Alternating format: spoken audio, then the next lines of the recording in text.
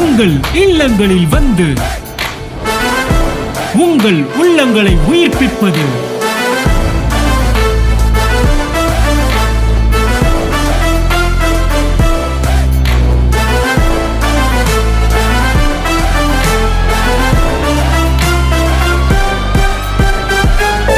உங்கள் channel DJ.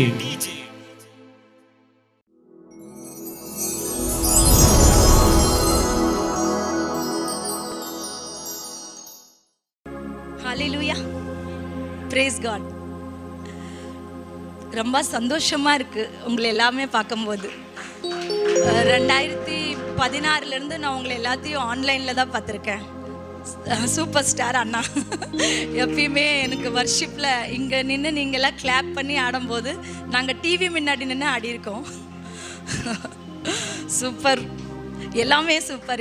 இங்கே வந்து பார்த்த வாட்டி நான் ஹெவனில் வந்த மாதிரி ஃபீலிங். நான் ஏர்போர்ட்லேருந்து இறங்கினோடனே எனக்கு ப்ரீத் எடுக்கும் போதே ஆவியான ஒரு ஹாப்பினஸ் ப்ரீத் இருக்குது.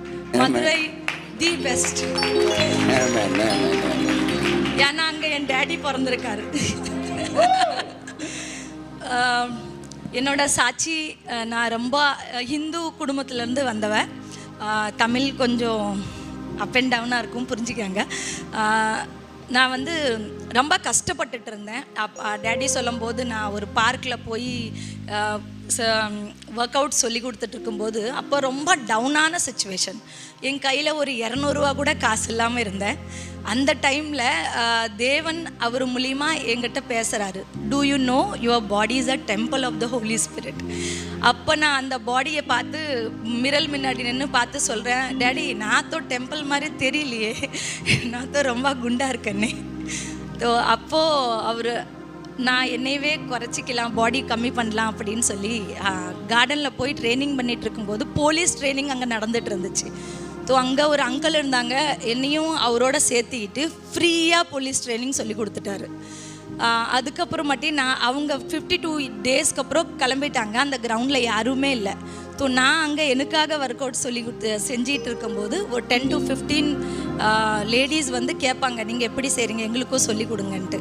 ஸோ அந்த டைமில் நான் ஆரம்பித்தது வித்யாஸ் ஃபிட்னஸ். ஸோ அங்கேருந்து கொஞ்சம் கொஞ்சமாக ரொம்ப ஸ்ட்ரகலாக இருந்துச்சு. ஆனால் அப்போ கூட 200 ரூபா கையில் இல்லை.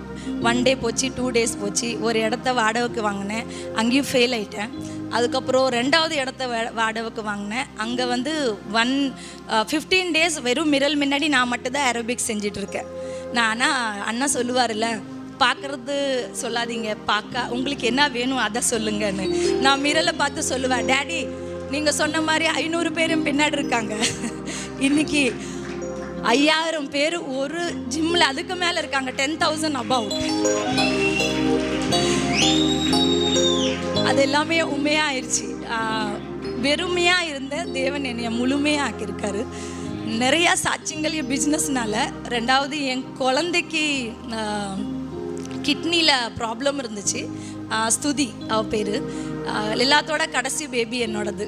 கிட்னியில் வந்து 25 mm சொன்னாங்க. இன்றைக்கி ஆப்ரேட் பண்ணலன்னா நாளைக்கு குழந்தை இறந்துருன்னு சொன்னாங்க. அப்போ டேடி சொல்லுவார், எப்பயுமே பார்த்தா தலைவலிக்கு கூட மருந்து போட்டுக்கிறீங்க, எப்போ பார்த்தாலும் காய்ச்சலுன்னா மருந்து ஊற்றிக்கிறீங்க, ஆனால் ஏன் தேவனோட ரத்தத்தை நம்ப மாட்டேங்கிறீங்க, ஏன் பயப்படுறீங்கன்ட்டு. அன்றைக்கி நான் ஹாஸ்பிட்டல்லேருந்து ஓடி வந்துட்டேன். நான் ஆப்ரேஷன் பண்ண மாட்டேன். வித்தின் 3 இயர்ஸ் நான் ஹாஸ்பிட்டல் பக்கம் போகவே இல்லை. 25 mmன்னா ரொம்ப பெரிய விஷயம். 19லேயே குழந்தைக்கு ரொம்ப பாதிப்பு வரும். ஆனால் 25ல் டாக்டர் சொன்னாங்க அவளோட க்ரோத் ஆகாது, கை கால் சின்னதாக இருக்கும், அவள் கிட்னி லிவர் ஃபங்க்ஷன் பண்ணலன்னா அவள் இறந்துருவா, அப்படி இப்படின்னு சொன்னாங்க. ஆனால் நான் தேவன் மேலே, அப்பா ஏசப்பா நீங்கள் எங்களுக்காக எல்லாமே செஞ்சு முடிச்சிட்டீங்க, சிலுவையில் எங்களுக்காக ரத்தத்தை கொடுத்து எங்களை பழிய நீங்கள் வாங்கியிருக்கீங்க எங்களைய, ஆனால் எங்களுக்கு ஒன்றுமே ஆகாதுன்னு 3 இயர்ஸ்க்கு அப்புறம் அண்ணா ஒரு மெசேஜில் மறுபடியும் சொல்கிறாரு, விசுவாசத்தோடு இருந்துடாதீங்க, மறுபடி அதை ரீகன்ஃபர்மேஷன் பண்ணுங்கள். அப்போ நான் ஸ்கேன் எடுக்க பயந்து தான் போகிறேன். போய் பார்த்த உடனே அந்த நேரத்தில் ஸ்கேனர் எடுத்துகிட்டு அவங்களுக்கு தெரியல ரிப்போர்ட் என்ன. அந்த கிட்னி ஆப்ரேஷன் யார் செய்ய சொன்னாங்களோ அங்கேயே போய் காட்டினேன்.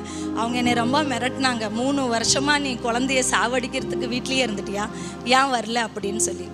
நானும் கம்முனே நின்றுட்டு இருந்தேன், என்ன சொல்லுவாங்களோன்ட்டு. ரிப்போர்ட் திறந்து பார்த்த உடனே கம்ப்ளீட்லி க்யூர். எங்கள் வீட்டில் எல்லாத்தோட குண்டு குண்டா இவ தான் இருப்பா. சாப்பிட்றதுல எல்லாத்தோட பெஸ்ட்டு, எல்லாத்தோட படிக்கிறதுலையும் பெஸ்ட்டு, எல்லாத்துலேயும் இவ பெஸ்ட்டாக இருக்கா. பாருங்க, இந்த பேபி கிட்னி லீவர் என்ன ஃபங்க்ஷன் என்ன ப்ராப்ளம் இருந்தாலும் தேவன் யெகோவா ராஃபா நம்மளுக்காக யாவதும் செய்து முடிச்சுட்டார். பயப்படாதீங்க. ரெண்டாவது சாட்சி, என்னோட 3rd நம்பரோட மகன். அவன் கால் வந்து பிறந்ததுலேருந்தே அவன் வந்து 6.5 months 2 பேர் ட்வின்ஸ் பேபி எனக்கு பிறந்தாங்க. 6.5 months. அவனுக்கு பிரெயினில் க்ளோத் போகாமல், பிளட் சர்க்குலேஷன் ஆகாமல், கால் கை வராமல் இருந்துச்சு. அவன் பெட்லேயே படுத்திருப்பான். 2 years ஆச்சு. ஆனால் எப்பயும் இப்படி டன் கூட எடுத்ததில்லை. 2 years ஆச்சு, 3rd years ஆச்சு. 3rd yearsல நிற்கி வைக்க பார்க்குறோம், கீழே விழுந்துருவான். ஆனால் இன்றைக்கி அவன் நடந்த ஸ்டேஜில் வந்தான். ஹல்லேலூயா. கம் நடந்து வந்தான். நிறைய பேர் இவனை மாதிரி பேஷண்ட்ஸ் அங்கே இருந்தாங்க. ஆனால் தேவன் ஸ்திர நடக்க வச்சுட்டாரு.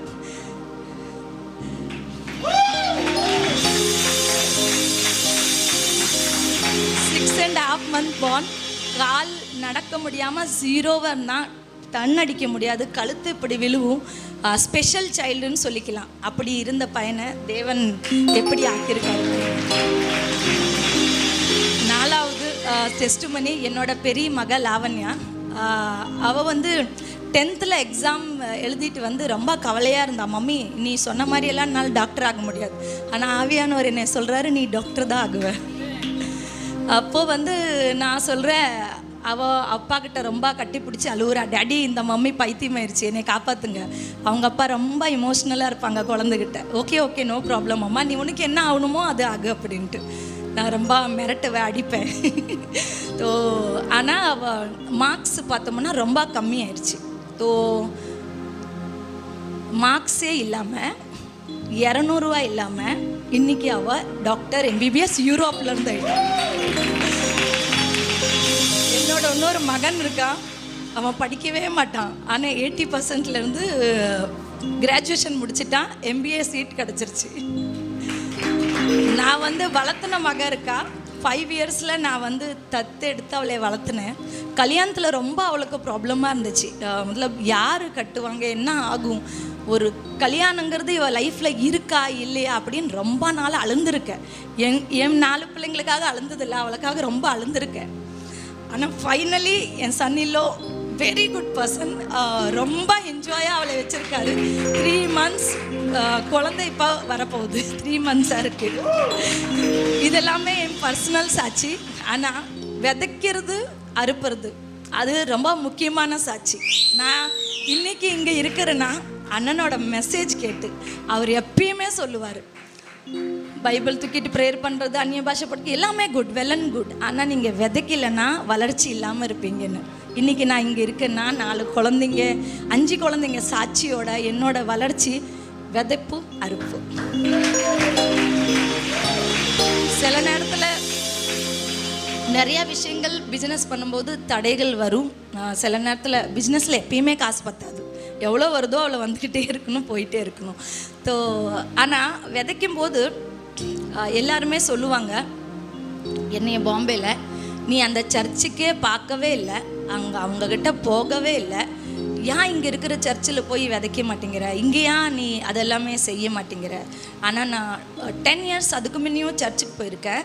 ஆனால் அண்ணா அடிக்கடி சொல்லுவார், கரெக்டான நிலம் உங்களுக்கு ஆக வச்சிருக்கிற நிலத்தில் நீங்கள் விதைக்கும் போது தான் நீங்கள் அந்த விதையை பார்க்க முடியும், அந்த ட்ரீயை பார்க்க முடியும், அந்த ஃப்ரூட்ஸை பார்க்க முடியும், அது நிழலில் உட்கார முடியும், அதோட என்ஜாய்னஸை நீங்கள் வாழ முடியும்னு சொல்லி. ஸோ எனக்கு கிடச்சது நியூ கவர்னன்ட் சர்ச்சுக்காக கொடியான கொடி ஸ்தோத்திரம். எவ்வளோ தூரம் இருந்தாலும் நடக்கும்.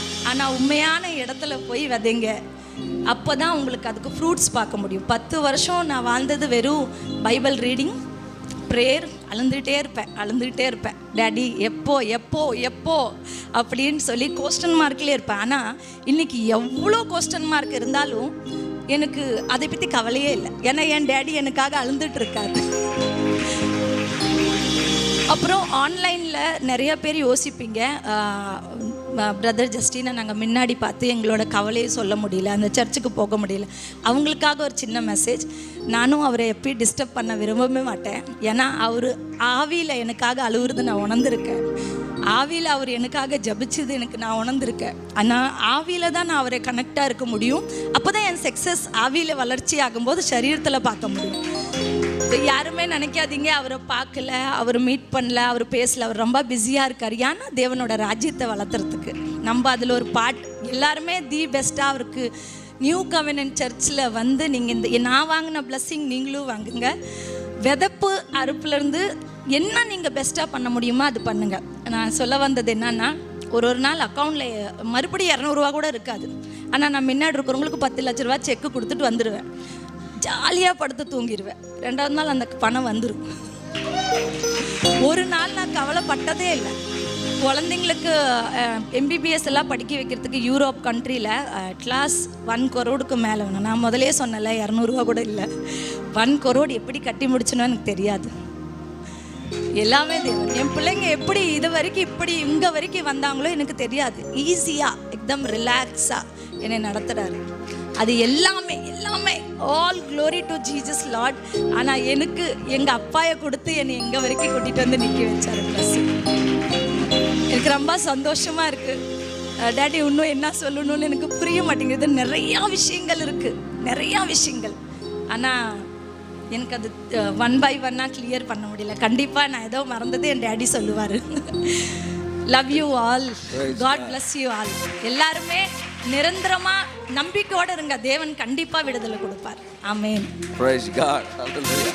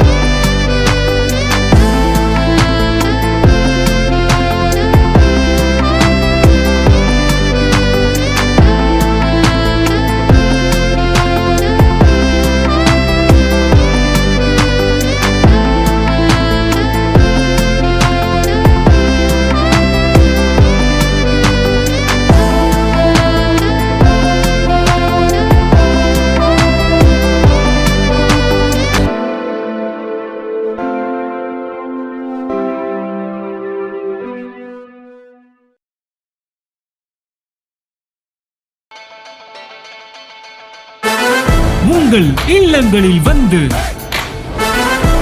உங்கள் உள்ளங்களை உயிர்ப்பிப்பது